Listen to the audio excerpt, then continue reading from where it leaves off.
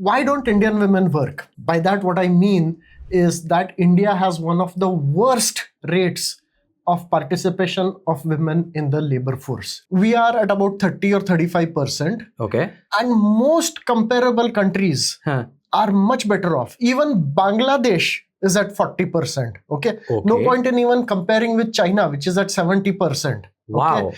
And if you look at comparable countries like Indonesia, Philippines, they are also 50 plus. Okay. Oh, wow. So what is going on, right? And this is important. It is. Fixing this is important for our economic growth. Yes. For reducing poverty, for reducing inequality, for increasing the status of women in our country, right? So this episode is about what is the problem, why it is important to fix, why is India so much worse than other countries, and to fix it, what works and what might not work. I have one question before we start this episode. Sure. Why are two men talking about why women don't work? Well, see, the thing is that we are simply summarizing the work done by a lot of women, right? Most of the research that we have used in this episode and we are referencing in the description is done by women. Claudia Golden won a Nobel Prize for her work on women in the workforce. Alice Evans has done a lot of work on Indian conditions, and a bunch of the other reports were produced either by groups of women or women working with men. So we are just summarizing. Okay? Right. And we haven't done any of the work ourselves. Women have done this. This is mostly, we are channeling the women who have done the hard work. So what we are essentially doing is we are just adding our voice to all of these voices that we are about to sort of reference. So, Naveen, let me begin by asking this question. Why is it so important to have women in the labor force? Yeah. If women did that, we could all be 30% richer. 30%? Yes. There is an IMF report which says that if women had equality in our workforce, then our GDP would be higher by 27%. Okay. Wow. Okay. Now, that doesn't just mean more money. Okay. Higher GDP means we would be all healthier. True. We would have less pollution. There would be less corruption in the country. There would be more equality in the country. There would be less poverty in the country, right? So it's not like just, capitalist pigs saying we want more money. It is actually improves the lives of the common man, right? Yeah. But this would also make the women's lives better, right? Absolutely. If women are working outside the home and they have an independent source of income, there is less domestic violence, they can speak up much more, and their voices are heard in the household. They are part of the decision making, which they were not part of before. Right? Because then they can't get to hear, or nobody can tell them, you're not earning the money, I'm earning the money. And it doesn't have to be said explicitly. It happens automatically. Correct. And also the women themselves, their confidence increases. True. But also they get exposed to other women, role models, other ways of thinking, modern ways of thinking. Right. Not just that, but if more women work, that means there are more women going out on the streets. True. Which means the streets are safer for women. So it's a self-fulfilling thing also. Yeah, the streets are not dominated by men. There will be a lot of women also, so women will feel safer. It's very psychological thing, but it does make sense. Yeah. But that brings the question, how bad is it currently? Just look at this map of women in the workforce across all the countries of the world. Right? Yeah. We are in the worst patch. We are right there with the Islamic countries which don't allow women to step out of the house or drive anything. Even the Sahara countries are better than us, okay? But why is India so bad at this? Yeah. So when this question is asked to either people or researchers, many different reasons are given, right? Right.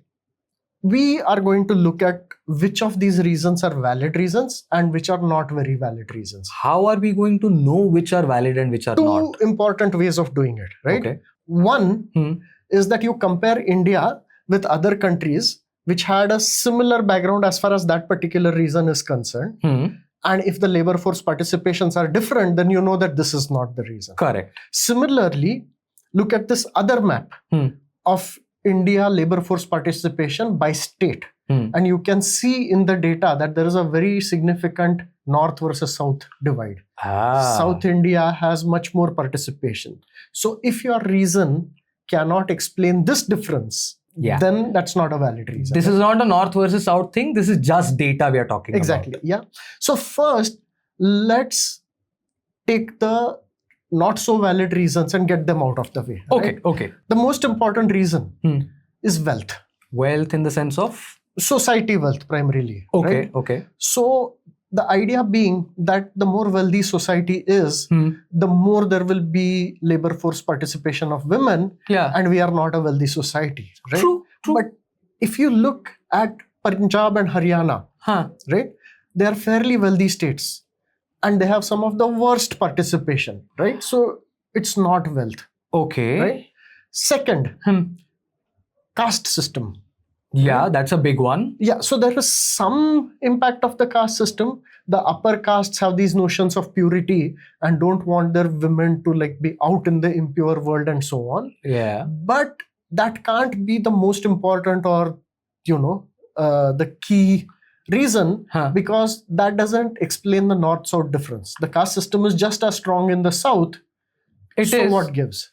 Right? So yeah, what gives? Right. Third is the impact of colonialism, right? Colonialism. The idea being that, these European powers, they came and pretty much screwed up the governance, the societal fabric. Yeah. They increased the divides, the caste system, they accentuated all kinds of problems they caused. Yeah. And maybe it has something to do with that.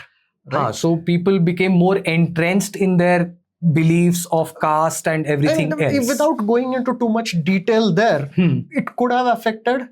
Fair. But that still doesn't explain the north-south divide. So we drop that. Yeah, right? the north-south divide. Yeah. True. Two very interesting ones that you might not have thought about, right? One is matrilinealism or matriarchy. So in Kerala, the husband moves and starts living with the girl's family. Right? Okay, yeah. And power passes down through the women in the family.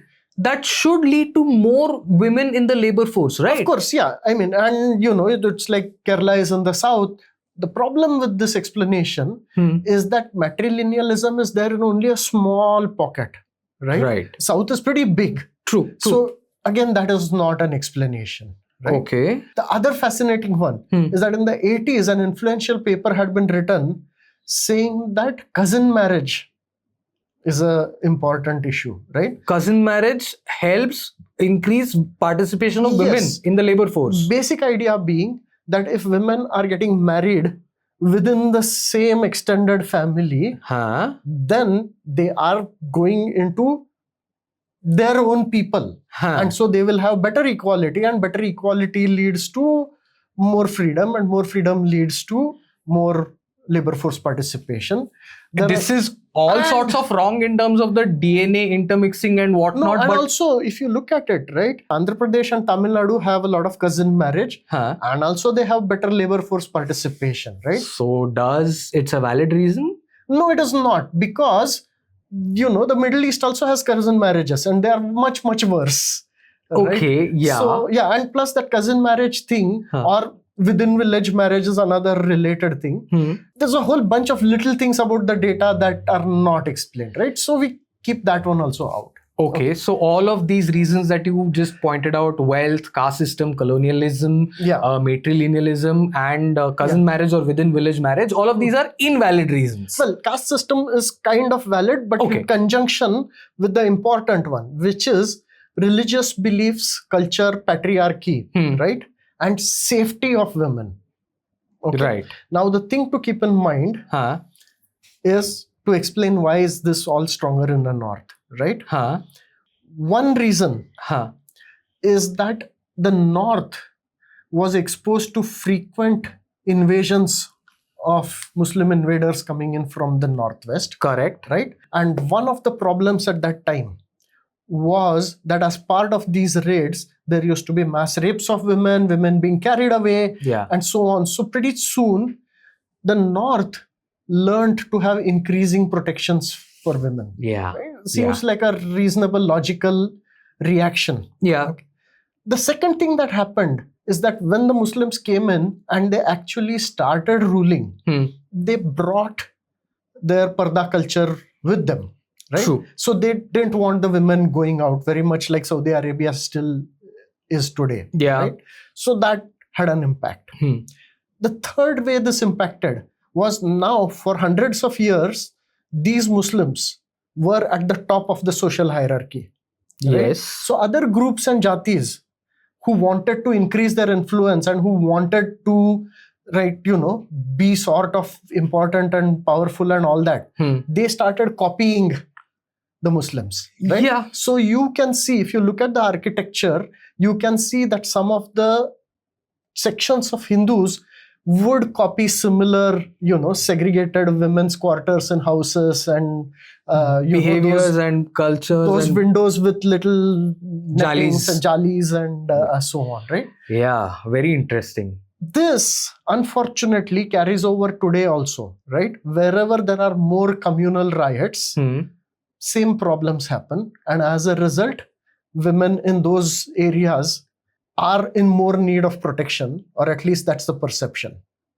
Right? Okay, that makes a lot of sense. And if you look, the North-South divide and even the North India versus Northeast India divide can be explained by some of that. It can.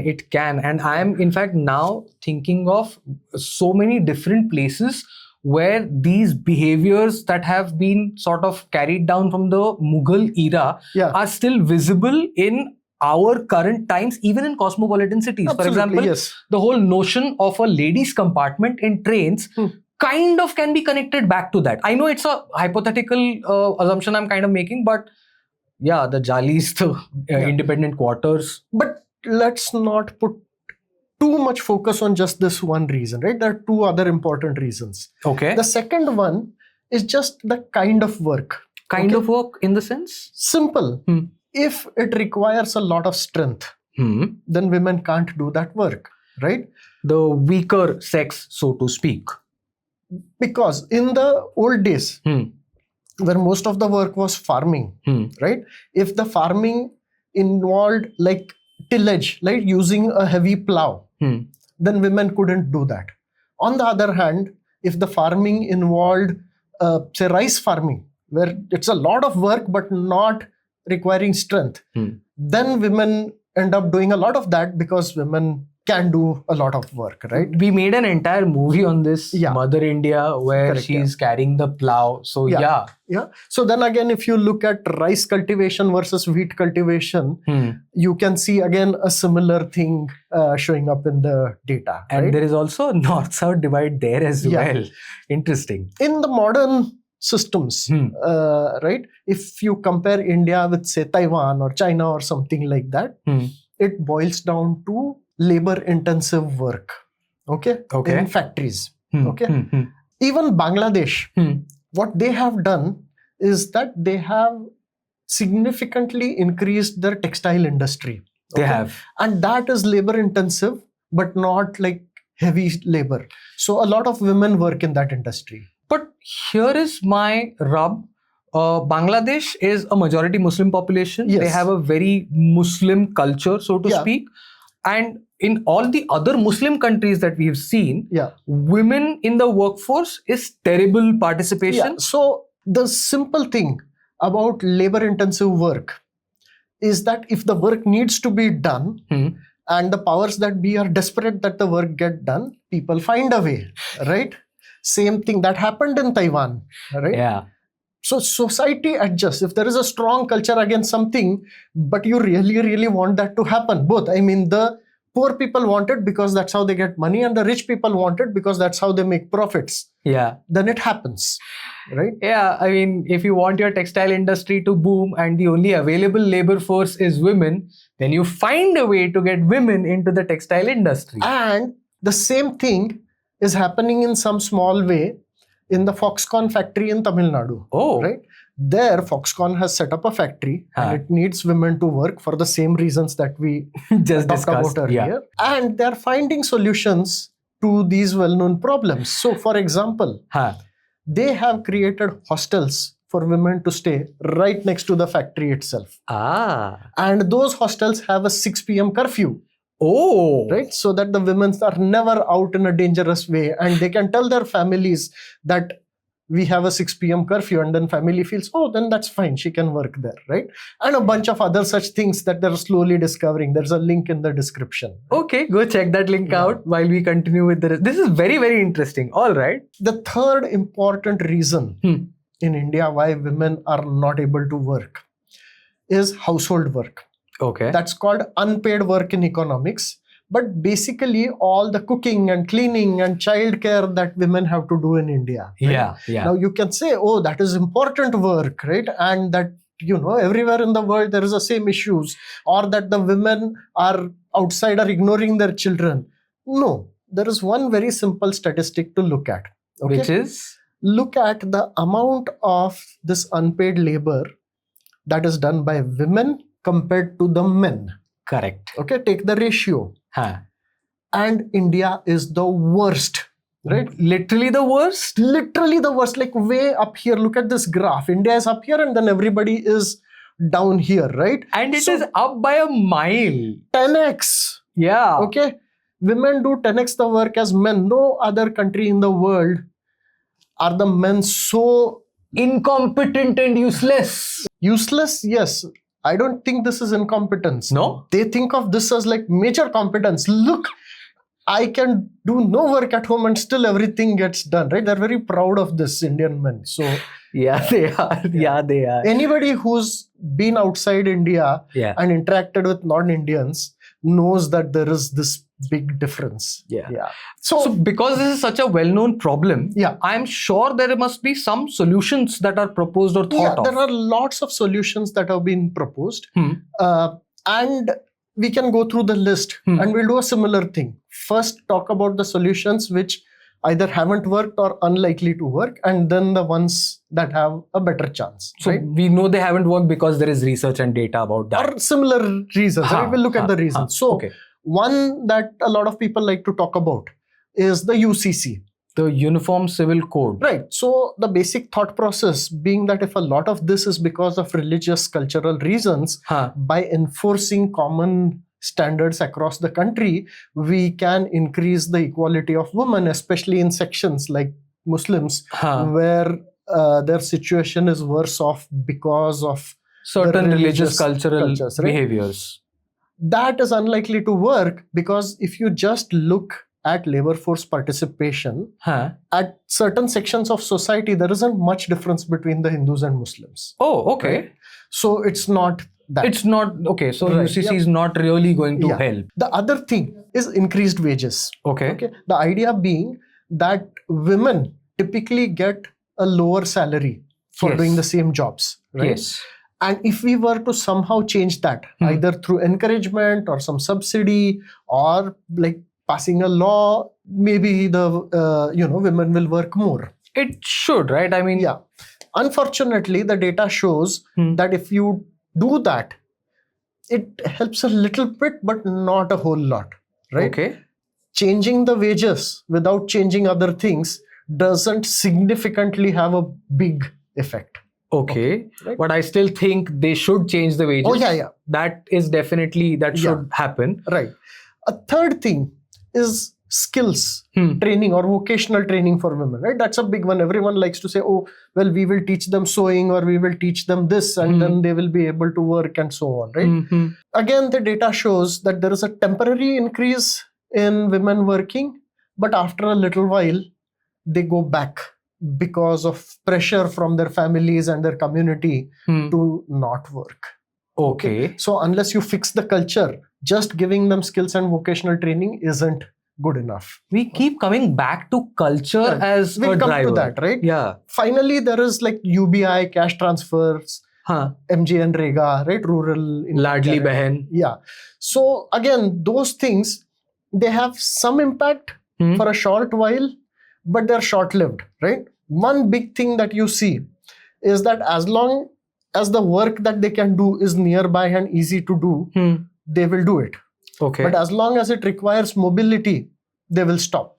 So, they are not treating it as an important thing. It's more like a, good to have. Well, the mobility kind of explains because going far away from home comes with its own set of problems. In fact, that is one of the things that actually works, focusing on that, right? Okay. So let's get to the things that actually work quite well. Please. The biggest one is related to what we said about unpaid work, household work, right?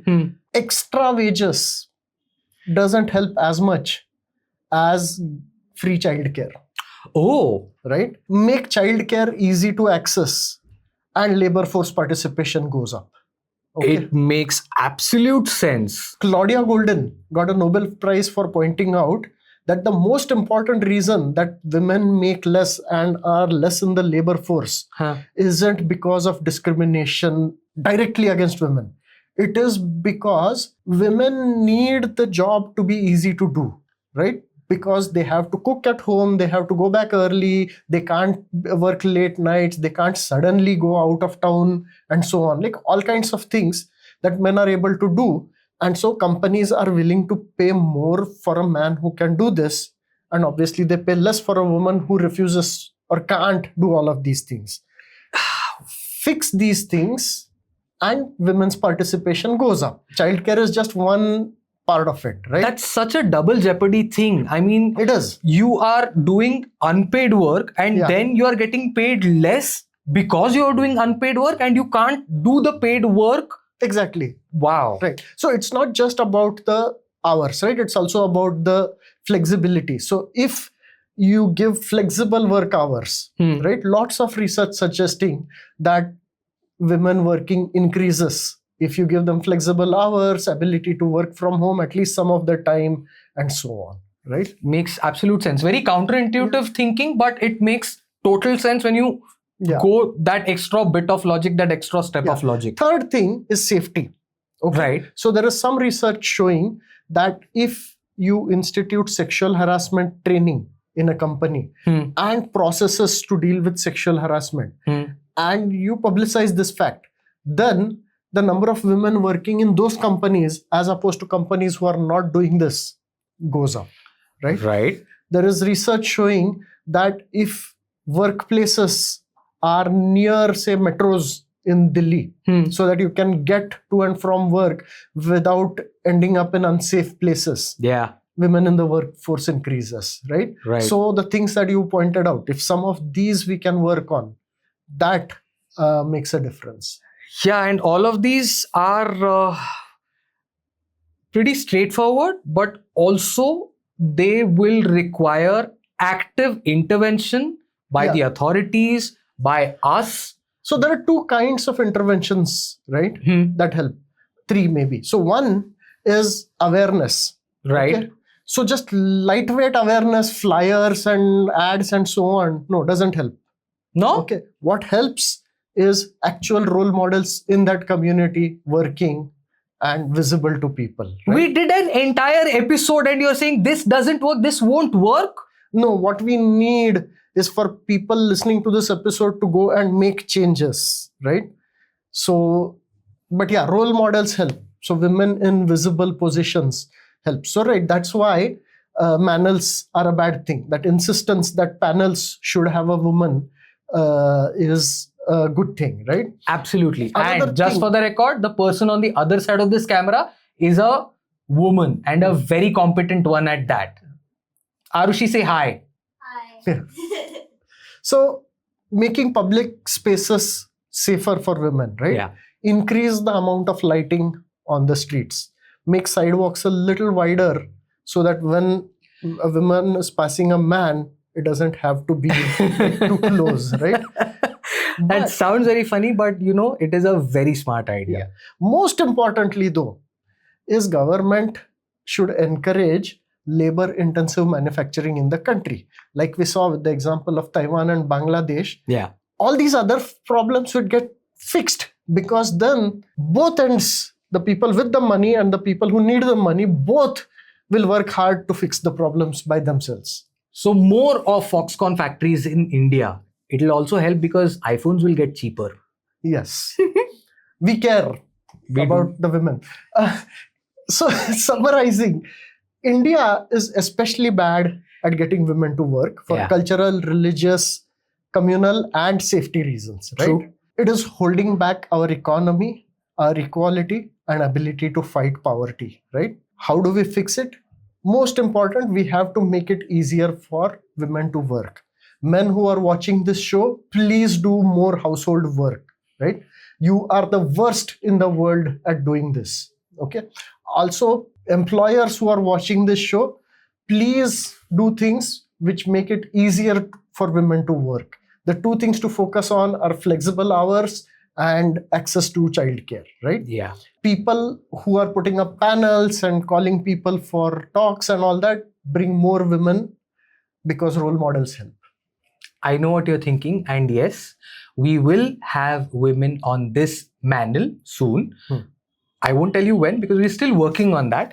But listen, when Naveen says, men, you're the worst, you better listen to him. Okay? That's a graph pointing out that you're the worst. So there you go. He always comes with data. He always comes with research-backed facts, which is why I love sitting next to him every week when we put out these episodes. Shrikant, Naveen, FutureIQ. And if you like this episode in which we destroyed the misconception about why India's women don't work, then you'll definitely like the other episode we did on India's income inequality. Go check that out. Shrikant, Naveen, FutureIQ. thank you.